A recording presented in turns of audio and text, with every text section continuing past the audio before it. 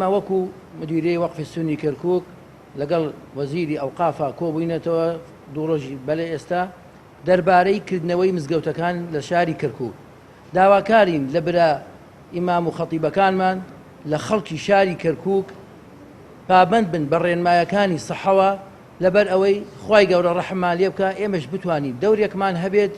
بۆ ئەوەی خزمەتی ئەم شارە بکەین. ڕێنمایەکان دەبێت بە گوێرەی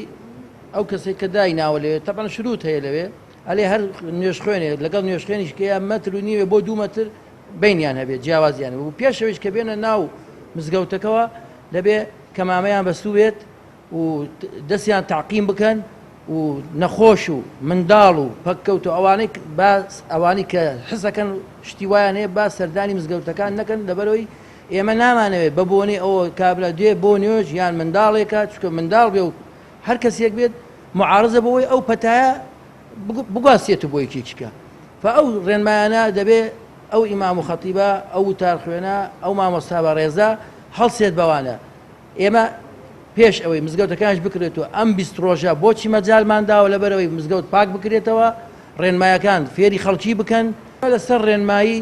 تەبعەن جەنابی وەزیری ئەوقاف دکتۆر سەعد وا دایناوە 29 مزگەوتەکان بکرێتەوە 29 مزگەوت دەکرێتەوە بە شێوەیەکی ڕسمی ماعەدا نوێژی جومعە. نوێژی جومعەیش بۆچی ئیسە خەڵکێک پرسیارەکە دەڵێ بۆچی پێنج فەرزەکە ئەکەنەوە نوێژی جومعە ناکەنەوە. ئێمە ئەمانەوێ لە مزگەوتەکانمانە ئەوە بە خەڵکی ڕابگەێنین ئەم پێنج فەرزە